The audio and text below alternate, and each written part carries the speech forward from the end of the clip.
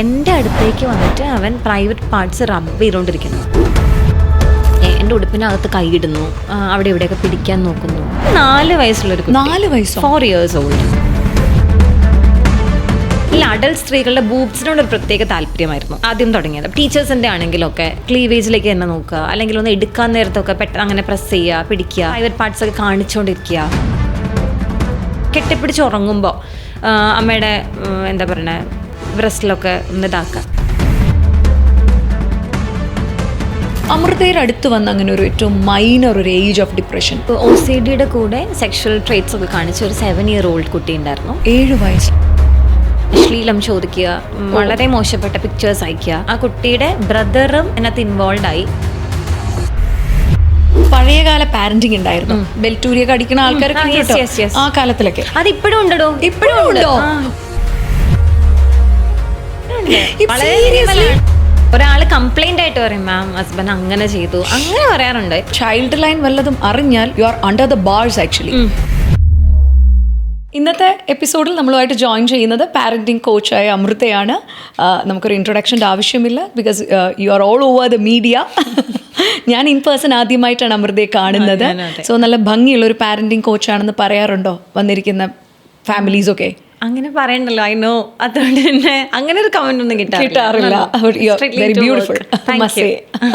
എന്നാലും വളരെ എന്താ പറയുക, ഭയങ്കര റെസ്പോൺസിബിലിറ്റി ഉള്ള ഒരു ജോലിയാണ്, ദൗത്യമാണ് ഏറ്റെടുത്തിരിക്കുന്നതെന്ന് എനിക്കറിയാം.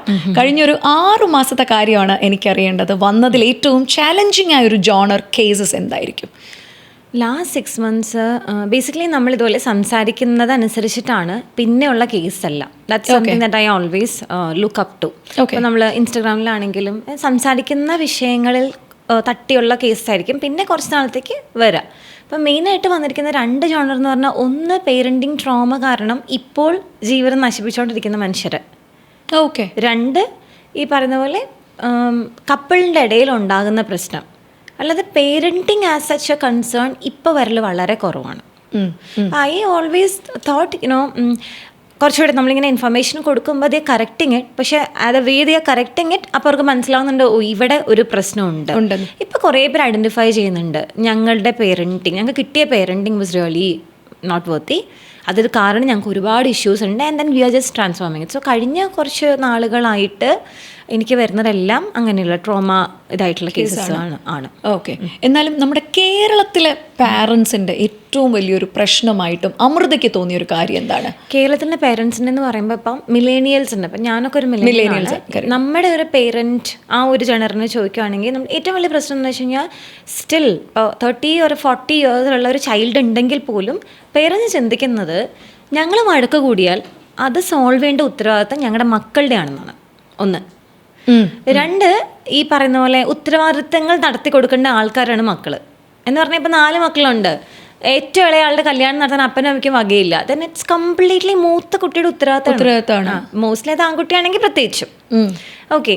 പിന്നെ അച്ഛനും അമ്മയും വഴക്കുണ്ടാക്കുമ്പം ഇടയിൽ നിന്ന് സോൾവ് ചെയ്യേണ്ട ഉത്തരവാദിത്തം അത് മക്കളുടെയാണ്. അപ്പോൾ ഞാൻ വിചാരിക്കുന്നത്, എനിക്കിപ്പോൾ കിട്ടിയിരുന്നെന്ന് തോന്നുന്നതെന്ന് വെച്ചാൽ, that's what they always thought, ഇതിനാണ് മക്കൾ. ഇപ്പോൾ കഴിഞ്ഞ ദിവസം ഞാനൊരു കല്യാണത്തിന് പോയപ്പോൾ I met A 30 year old boy. Okay. Boy എന്ന് പറയാനാണ്, from me it's A boy. അപ്പോൾ അവനോട് മിണ്ടുമ്പോൾ നമ്മളിങ്ങനെ ഫുഡൊക്കെ എടുത്തിട്ട് സംസാരിക്കുകയാണ്. അപ്പോൾ ഞങ്ങളിങ്ങനെ സംസാരിച്ചപ്പോൾ അവൻ്റെ മദറിൻ്റെ അടുത്ത് പറഞ്ഞു, മോളെ ഇവനോടൊന്ന് പറഞ്ഞു കൊടുക്കുക, കല്യാണം കഴിച്ചിട്ടില്ല. ഫോർ ദെം ഞാൻ കല്യാണം കഴിച്ച് 2 മക്കളുടെ അമ്മയാണല്ലോ. ഞാൻ അതൊന്നും പറഞ്ഞ് റാൻഡമായിട്ട് ഇങ്ങനെ സംസാരിച്ചപ്പോൾ ഈ ടോൾ മീ, കല്യാണം കഴിച്ചിട്ട് ഞാൻ ഈ പെങ്കൊച്ചിനെയും കൊണ്ട് വന്നു കയറേണ്ടത് ഈ വീട്ടിലല്ലേ? എൻ്റെ അപ്പയും അമ്മയും it's been 39 years of their marriage, they are still fighting. ഈ വീട്ടിലേക്ക് ഞാൻ എങ്ങനെയാണ് ഒരു കുട്ടിയെ കൊണ്ട് വരാം? ആ ഒരു ട്രോമയാണ് ആളെ എഫക്റ്റ് ചെയ്തുകൊണ്ടിരിക്കുന്നത്. അപ്പം അത് തമാശ അതല്ല. ആ സമയത്ത് ആൻറ്റി ചോദിച്ചു ഫസ്റ്റ്, പിന്നെ നിന്റെ പണി എന്താ? ഞാനും അച്ഛനും കൂടെ വഴക്കുണ്ടാക്കാൻ പറഞ്ഞ് സോൾവ് ചെയ്യേണ്ട നീയാണ്, അല്ലെ പിന്നെ നിന്നെ ഞാൻ എന്തിനാ വളർത്തിയെന്നാണ് അവർ ചോദിച്ചത്. അവരുടെ ഒരു പ്രീ കൺസെപ്ഷൻ അതാണ്. സോ ഐ ഓൾവേസ് ഇങ്ങനെ, എൻ്റെ ഒരു വിശ്വാസം അത് തന്നെയാണ്. ഓൾവേസ് ഈ weight, responsibility, baggage, it's something that they want their children to take. Okay. ഇപ്പോൾ ഈ വാഴ എന്നൊരു സിനിമ ഇപ്പം നമ്മുടെ സെക്കൻഡ് പാർട്ടിൽ വാഴയിൽ തന്നെ സിബ്ലിംഗ് റൈവലറി കാണിക്കുന്നുണ്ട്. സോ ഇതൊരു വലിയ പ്രശ്നമാണോ, അതോ ഈ പ്രായത്തിൽ തന്നെ ഈ സിബ്ലിങ്സിൻ്റെ ഒരു റൈവലറി ഒക്കെ മാറി അവർ നമ്മളൊന്നും ചെയ്തില്ലെങ്കിലും നമ്മൾ പ്രത്യേകിച്ച് അതിന് വളവും ഇതൊന്നും നൽകിയില്ലെങ്കിലും അതങ്ങ് നോർമലി അതങ്ങ് ശരിയാകുമോ Amritha? Meera, sibling rivalry is really an issue. അത് ഉണ്ടാവുന്ന റീസൺസ് ആണ് ഡിഫറൻസ്. ഇപ്പോൾ ഡെവലപ്മെൻ്റലാണ് എന്താണ് കാരണമെന്ന് നമ്മൾ കണ്ടുപിടിച്ചേ പറ്റുള്ളൂ.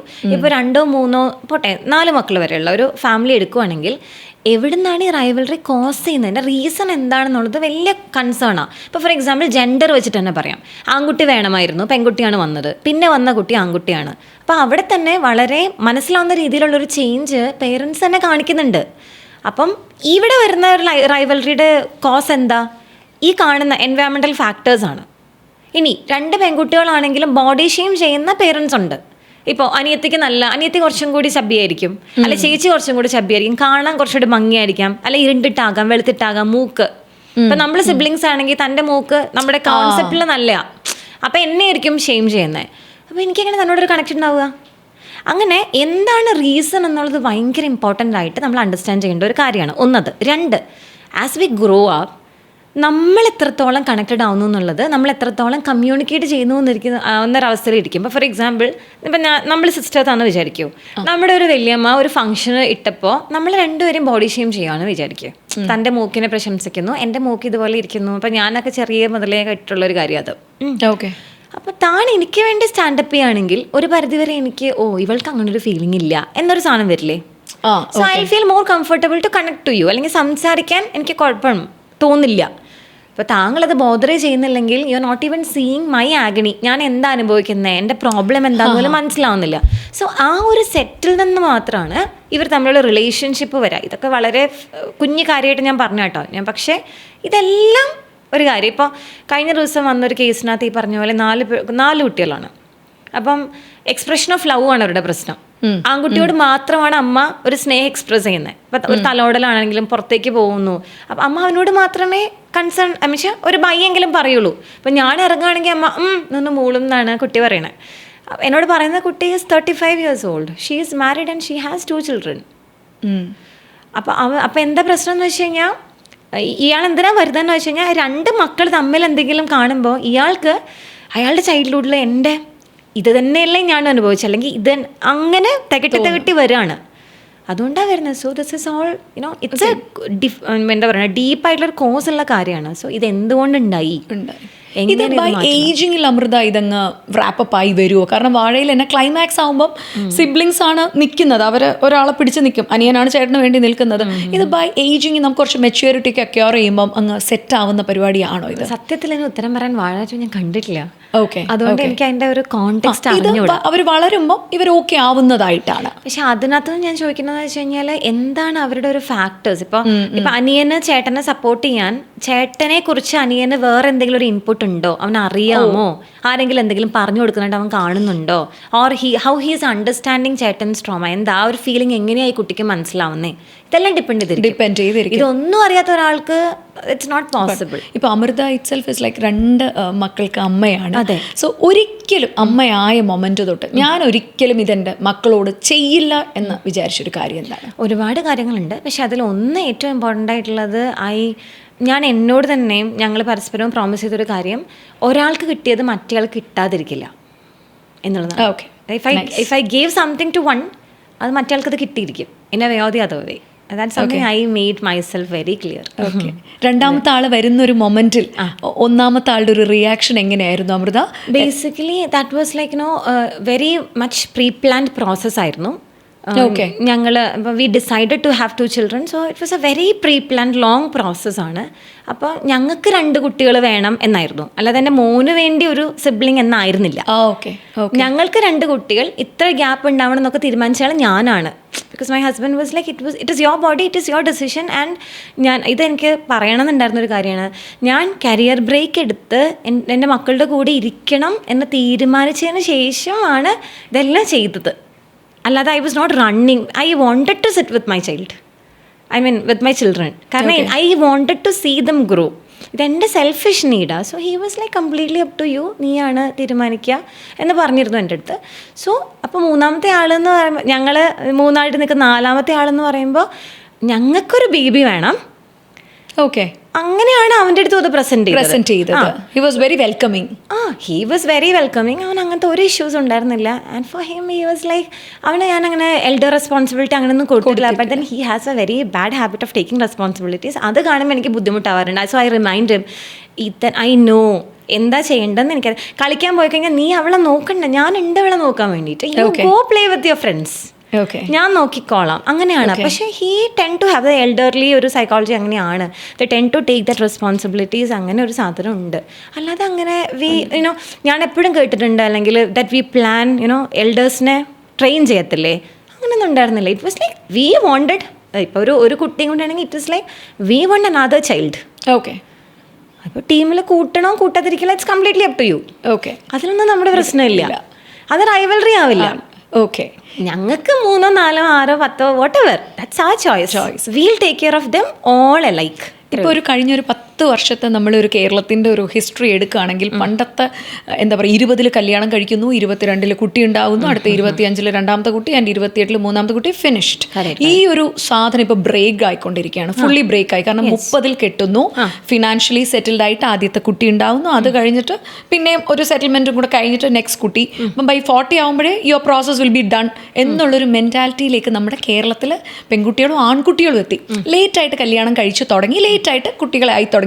ഇപ്പം സോനം കപൂർ തന്നെ ഇപ്പം 42-ലാണ്, she's having a second child. ഇപ്പം ദീപിക പദുക്കോണിന്റെ ആദ്യത്തെ കുട്ടി പോലും 41-ലാണ്, ഐശ്വര്യ റോയുടെ. അപ്പം ഇത് പാരൻറ്റിങ്ങിനെ എങ്ങനെയാണ് എഫക്റ്റ് ചെയ്യുന്നത്? കാരണം നമുക്ക് ഏജ്, ഇപ്പം ഞാൻ തന്നെ ആം 35, അപ്പം നമ്മളൊരു 36-ലൊക്കെ ഒരു അമ്മയാവുകയാണെങ്കിൽ 26-ലെ അമ്മേനേക്കാളും ബെറ്റർ ആയിരിക്കും 36-ലെ ഒരു അമ്മ? 26-ലെ person Meera as a person and 36-ലെ മീര ആസ് എ പേഴ്സൺ ആണ് അതിൻ്റെ ഉള്ള answer. If you sorted by 20 then don't have a problem. Basic ഞാൻ എപ്പോഴും പറയും, പേരൻറ്റിങ്ങിൻ്റെ പ്രീ റിക്വസ്റ്റ് എന്ന് പറയുന്നത് പ്ലീസ് ഹീൽ യുവർ സെൽഫ്. നിങ്ങൾ ഇമോഷണലി ഇൻഡിപെൻഡൻ്റ്ലി സ്റ്റേബിളായി ഇൻഡിപെൻഡൻ്റ് ആയിട്ടുള്ള ഒരു പേഴ്സൺ ആണെങ്കിൽ ദെൻ ലീഗൽ ഏജ് കഴിഞ്ഞാൽ you can have a baby. അതൊക്കെ കംപ്ലീറ്റ്ലി യുവർ ചോയ്സാണ്. അങ്ങനെ അല്ലാതെ ഇന്നത് കൊണ്ട് അങ്ങനെയൊന്നുമില്ല. That is why we say no, chronological age അല്ലാതെ മെച്യൂർ ഏജ് നമുക്ക് വേറെ ഉണ്ട് ഇല്ലേ? 30 വയസ്സുള്ള ഒരാൾ 60 വയസ്സുകാരൻ്റെ പക്വത കാണിക്കുന്നു എന്ന് പറയുന്ന പോലെ. അപ്പോൾ that's completely up to the person you are. അല്ലാതെ അങ്ങനെയൊന്നും ഇല്ല. നത്തിങ്. എന്നാലിപ്പോൾ അമൃതയുടെ അടുത്ത് വരുന്ന പാരൻസിൻ്റെ, കേരളത്തിലെ പാരൻസിൻ്റെ ഏറ്റവും വലിയ അബദ്ധമായിട്ട് അമൃതയ്ക്ക് തോന്നിയ ഒരു കാര്യം എന്താണ്? കാരണം വരുന്നതിലൊരു 10 കേസിൽ 8 കേസിൻ്റെയും പ്രശ്നം മേജർ, അതായത് 90% ഓഫ് ദ കേരള പാരൻസിൻ്റെയും അബദ്ധങ്ങളിലൊന്ന് ഇതാണെന്ന് അമൃതയ്ക്ക് തോന്നിയ ഒരു കാര്യം. ബേസിക്കലി എനിക്ക് എപ്പോഴും തോന്നാനുള്ള കാര്യം they don't have clarity of what they want to do. Clarity ഇല്ല. എന്തൊക്കെയോ ചെയ്യുന്നു, എന്തൊക്കെയോ കുഴപ്പമാക്കുന്നു, അവസാനം അവർ ആരൊക്കെയോ കംപ്ലയിൻറ്റ് ചെയ്യുന്നു. ഇതാണ് this is the general thing that is happening. അതിപ്പോൾ ഇപ്പോൾ പറഞ്ഞ പോലെ കുഞ്ഞുവാവ വന്നതാവാം, ഒരാവശ്യമില്ലായിരുന്നു ഈ കൊച്ചിനുണ്ടാവേണ്ടത്, മര്യാദയ്ക്ക് അത് എടുത്താൽ മതിയായിരുന്നു. അല്ലെങ്കിൽ ആ പ്രൊമോഷൻ മതിയായിരുന്നു, ഈ ബേബി വേണ്ടായിരുന്നു. അല്ലെങ്കിൽ എനിക്ക് അങ്ങനെ ഒരു ഓപ്പർച്യൂണിറ്റി വന്നത് അന്നേരം കല്യാണം കഴിക്കാൻ പോയിട്ട് ഭയങ്കര മണ്ടത്തരായിപ്പോയി. ഇങ്ങനെ തന്നെ എപ്പോഴും പറയാം. May be after sitting after 19 or 20 years of marriage they will say ആ കല്യാണമായിരുന്നു നല്ലത്, ആ പെൺകുട്ടീനെ എൻ്റെ അമ്മയ്ക്ക് ഭയങ്കര ഇഷ്ടമായിരുന്നു മാം, ശരിക്കും ഞാൻ എന്തിനാണോ ഇങ്ങനെയൊക്കെ പറയാറുണ്ട്. So it's just that they don't know really എന്താ അവർക്ക് വേണ്ടത്. There is no clarity. ഇപ്പോൾ ഈ പറഞ്ഞപ്പോൾ മീര തന്നെ പറഞ്ഞ എക്സാമ്പിൾസിൽ സോനത്തിൻ്റെ ആണെങ്കിലും ദീപികയുടെ ആണെങ്കിലും ദേ ഹാവ് എ പ്ലാൻ ഇല്ലേ? അവരാരും ഈ പറഞ്ഞ പോലെ 41-ൽ ഞാൻ ഗർഭിണിയാവുമെന്ന് തീരുമാനിച്ച ആൾക്കാരല്ല. അവർക്ക് ആ ഒരു കരിയർ പ്ലാൻ ഉണ്ടായിരുന്നു. Accordingly they fit in to everything എന്നാണ്. നമ്മൾ അത് കണ്ടിട്ടാണ് ഇങ്ങനെ പറയുന്നത്. എന്നാലും ഇപ്പോൾ നമ്മളെല്ലാം ഈ പറഞ്ഞ മില്ലേനിയൽസ് ആണ്, 90s കിഡ്സ് ആണ്. അപ്പം ഇതിന് മുന്നേ ഒരു കാലഘട്ടത്തിലെ ഒരു പഴയകാല പാരന്റിങ് ഉണ്ടായിരുന്നു. പണിഷ്മെന്റ് ഒക്കെ കൊടുത്ത് ഒരു ചെറിയ 2-3 തെറ്റിനൊക്കെ ആണെങ്കിൽ ചെറിയ അടി, വലിയ തെറ്റിനാണെങ്കിൽ വലിയ അടി എന്ന് പറഞ്ഞ് കെട്ടിയിട്ടടി, നടയടി, ഇങ്ങനെയുള്ള പരിപാടികളൊക്കെ ബെൽറ്റൂരിയൊക്കെ അടിക്കുന്ന ആൾക്കാരൊക്കെ ആ കാലത്തിലൊക്കെ. അത് ഇപ്പോഴും ഉണ്ടോ? എനിക്ക് കാണണോ? ഇപ്പോഴുണ്ടോ? വളരെ മിനിമലാണ്. ബട്ട് ദെൻ പേരന്റിങ് കൺസേണിൽ വരുമ്പോ ഒരാൾ കംപ്ലൈന്റ് ആയിട്ട് പറയും മാം ഹസ്ബൻഡ് അങ്ങനെ ചെയ്തു, അങ്ങനെ പറയാറുണ്ട്. ഇപ്പോഴും ഉണ്ട്. അമൃത, യു നോ സംതിങ്, ഞങ്ങൾ US-ലൊക്കെ പോയപ്പോ 6 മാസമായെങ്കിൽ കുഞ്ഞിനെ നിങ്ങൾ വേറെ റൂമിൽ കിടത്തണം. കറക്റ്റ്, അങ്ങനെയാണ്. കാരണം അവരൊരു അവരൊരു വലിയൊരു വ്യക്തിയായിട്ടാണ് കൺസിഡർ ചെയ്യുന്നത്. ഞാൻ ചോദിച്ചു 6 മാസം പ്രായമായ കുഞ്ഞ് ഒറ്റയ്ക്കാണോ കിടക്കുന്നത്? ഒറ്റയ്ക്കൊരു റൂമിൽ കിടക്കുവാടാ, മറ്റേ ക്യാമറ ഇതെല്ലാം വെച്ചിട്ടുണ്ട്, സൗണ്ട് മോണിറ്റർ വെച്ചിട്ടുണ്ട്. സോ വെൻ ദ കുട്ടി wakes up they can know. കുട്ടീനെ തൊടാൻ പാടില്ല, കുട്ടിക്ക് ഒരു സ്പേസ് ഉണ്ട്, ആ സ്പേസിൽ തൊട്ട് നമ്മൾ പോകാൻ പാടില്ല. നമ്മുടെ കൈ വല്ല അവരുടെ അടുത്തൂടെ പോയെന്ന് ചൈൽഡ് ലൈൻ വല്ലതും അറിഞ്ഞാൽ you are under the bars actually. കുട്ടിക്ക് വിളിച്ചു പറഞ്ഞാൽ കുട്ടിയുടെ ദേഹത്ത് കൈ തൊട്ടു എന്ന് പറഞ്ഞാൽ നമ്മൾ ജയിലിനകത്താണ്. You can force feed the child. കുറേ കാര്യങ്ങളുണ്ടല്ലോ. അപ്പൊ നമ്മുടെ കേരളത്തിൽ ഇപ്പോഴും ബെൽറ്റൂരി അടിക്കുന്ന അപ്പനമ്മമാരുണ്ട്. ഒരുപാടൊന്നും ഞാൻ പറയില്ല, പക്ഷെ എനിക്ക് തന്നെ നേരിട്ട് അറിയാവുന്ന കേസസ് ആയിട്ട് വന്ന ആൾക്കാരുണ്ട്. എടാ അത് നല്ല ചെവി പിടിച്ച് പൊക്കുന്ന ആൾക്കാരുണ്ട്. നല്ലൊരു കാര്യമാണോ? ഒരിക്കൽ അതല്ല, ഞങ്ങളൊക്കെ കഷ്ടപ്പെട്ട് 5-6 കൊല്ലമായി പറഞ്ഞ ഒരു കാര്യമാണല്ലോ, അടിക്കല്ലേ അങ്ങനെ ചെയ്യല്ലേ എന്ന്. പിന്നെ അപ്പൊ ഈ പഴയകാല ഈ പറഞ്ഞ പോലെ നടയടിയുടെ ആ ഒരു പാരന്റിങ്ങിൽ നിന്നും ജെൻ സി പാരന്റിങ്ങിൽ എത്തിയപ്പോൾ അടിയുടെ കാര്യത്തിൽ ഭയങ്കരമായിട്ടും കുറഞ്ഞു. ഇപ്പം കുട്ടികൾ അങ്ങനെ ഒരുപാട് അടിക്കുന്ന ഒരുപാട് പേരില്ല, കൗണ്ട് കുറഞ്ഞു. സോ വാട്ട് യു പ്രിഫർ, ആ പഴയകാല പാരന്റിങ് ഓർ ഈ Gen Z parenting which is more efficient? Basically it's not Gen Z parenting. Gen Zs ഇപ്പൊ പേരൻസ് ആവുന്നതേ ഉള്ളൂ. നമുക്ക് ബേസിക്കലി ജെന്റിൽ പാരന്റിങ് ആണ്. ജെന്റിൽ പാരന്റിംഗ് എന്ന് ആൾക്കാർ കേൾക്കുമ്പോൾ വിചാരിക്കുന്നത് നമ്മൾ എല്ലാത്തിനും സമ്മതിച്ചു കൊടുക്കുന്നതാണ്. അങ്ങനെയല്ല. യുനോ റെസ്പെക്ട്ഫുൾ പാരന്റിങ് ഐഡിയോളജീസ് ആണ് ഇപ്പം എല്ലാം പറയുന്നത്. ഓക്കെ, അതാണ് വ്യത്യാസം. ജെൻസി തുടങ്ങുന്നത് ഇപ്പം 9-20, 9-30 അല്ലേ അവരാവുന്നുള്ളൂ. അപ്പം അവർ വരുന്നേ ഉള്ളൂ. നമ്മൾ മില്ലേനിയൽസ് ഇപ്പോൾ പേരന്റിങ് ചെയ്തുകൊണ്ടിരിക്കുന്ന ആൾക്കാർ. ഇതിനകത്ത് വലിയൊരു വ്യത്യാസം എന്ന് പറഞ്ഞു കഴിഞ്ഞാൽ അവിടെ നെഗോസിയേഷൻസ് ഇല്ല, ഫുള്ള് ഹൈറാർക്കിയാണ് വർക്ക് ചെയ്തുകൊണ്ടിരുന്നത്. ബേസിക്കലി പേട്രിയാർക്കിയുടെ ഒരു സിസ്റ്റം ഹൈറാർക്കിയിൽ ഫോളോ ചെയ്യുന്നു, അടിച്ചമർത്തി നടത്തുന്നു. ഇവിടെ അങ്ങനെ അടിച്ചമർത്തപ്പെട്ട ആളുകൾക്ക് അവർ ജീവിച്ച വഴിയിൽ ഒരുപാട് ബുദ്ധിമുട്ടുകൾ മനസ്സിലായിട്ടുണ്ട്. സോ അവർ they are conscious, more conscious. എൻ്റെ അടുത്ത് ഇങ്ങനെ ചെയ്യുമ്പോൾ എനിക്ക് ഇങ്ങനെ ഫീൽ ചെയ്യുന്നുണ്ടല്ലോ, സോ ഞാൻ അങ്ങനെ ചെയ്യാമോ എന്നൊരു സാമാന്യ എന്താ പറയുക, കോമൺ മാൻ സെൻസ് ഇപ്പം ഉള്ള പേരൻസിന് കുറച്ച് പേർക്കുണ്ട്. അവിടെ നിന്നാണ് ഈ റെസ്പെക്ട്ഫുൾ പേരൻറ്റിങ് ഐഡിയോളജി വന്നു തുടങ്ങുന്നത്. ഇവിടെയും നമുക്ക് എന്താ പറയണ, ശിക്ഷണം എന്ന് പറഞ്ഞൊരു സാധനം ഉണ്ട്. രീതികൾക്കാണ് വ്യത്യാസം. അടിക്കുക, തല്ലുക, അല്ലെങ്കിൽ ഈ പറഞ്ഞ പോലെ ചാട്ടവാറിന് അടിക്കുക, അങ്ങനെയൊന്നും അല്ലാതെ we have limits and boundaries. എടാ, പണിഷ്മെന്റ് കൊടുക്കാതെ അവരെ നേർവഴിക്ക് വളർത്താൻ പറ്റില്ലേ? ഇത് എന്തുകൊണ്ടാണ് ഇങ്ങനൊരു ചോദ്യം തന്നെ ചോദിക്കുന്നത്? കാരണം ഇപ്പോഴും പറഞ്ഞു അമൃത പറഞ്ഞു, ഇപ്പോഴും അടിക്കുന്നുണ്ട് എന്ന് കുഞ്ഞുങ്ങളെ. അപ്പോൾ അവരെ ഈ എന്താ പറയുക ഒബീഡിയൻസ് പഠിപ്പിക്കാനാണ് ഇവരെ അടിക്കുന്നത്. പക്ഷെ അത് ഒട്ടും ചെയ്യാതെ, ചെയ്യാതെ ഏറ്റവും നല്ല കുട്ടികളായിട്ട്, കുറച്ച് എന്താ പറയുക നല്ല കരുണയുള്ള കുട്ടികളായിട്ട്, നല്ല മനുഷ്യരായിട്ട് വളർത്താൻ പറ്റില്ലേ? തീർച്ചയായിട്ടും പറ്റും. അതിൻ്റെ കാര്യം എന്ന് വെച്ച് കഴിഞ്ഞാൽ നമുക്ക് നമ്മൾ ഒരാളുടെ മുകളിൽ അതോറിറ്റി കാണിക്കുന്നത് when we feel that we lose our power ആണ്. ഓക്കെ, ഇപ്പം കുട്ടി ഒരു കാര്യം ഞാൻ പറഞ്ഞിട്ട് കേട്ടില്ല, ആദ്യത്തെ പ്രശ്നം അപ്പം ഞാൻ പറഞ്ഞിട്ട് അവൻ കേട്ടില്ലേ, ഞാൻ അവൻ്റെ അമ്മയല്ലേ എന്നാണ്. അപ്പം തന്നെ നമ്മൾ വർക്ക് ചെയ്യുന്നത് എന്താ, നമ്മുടെ പവറാണ്, ഹൈറാർക്കിയാണ്. അതിന് അങ്ങനെ ചിന്തിക്കുന്നത് that is another human being. ചിലപ്പോൾ അവനത് വേണ്ടായിരിക്കും, അല്ലെങ്കിൽ അവനത് ചെയ്യാൻ തോന്നിയിട്ടുണ്ടാവില്ലായിരിക്കും. അവന് മനസ്സിലാവുന്ന രീതിയിൽ ഒന്നും കൂടെ പറഞ്ഞാൽ പോരെ. പക്ഷെ അത് അവിടെ ഡയറക്റ്റ്ലി പോയി ഹിറ്റ് ചെയ്തത് എൻ്റെ വൾണറബിലിറ്റിയിലാണ്, എൻ്റെ ഇൻസെക്യൂരിറ്റീസിലാണ്. So I will react.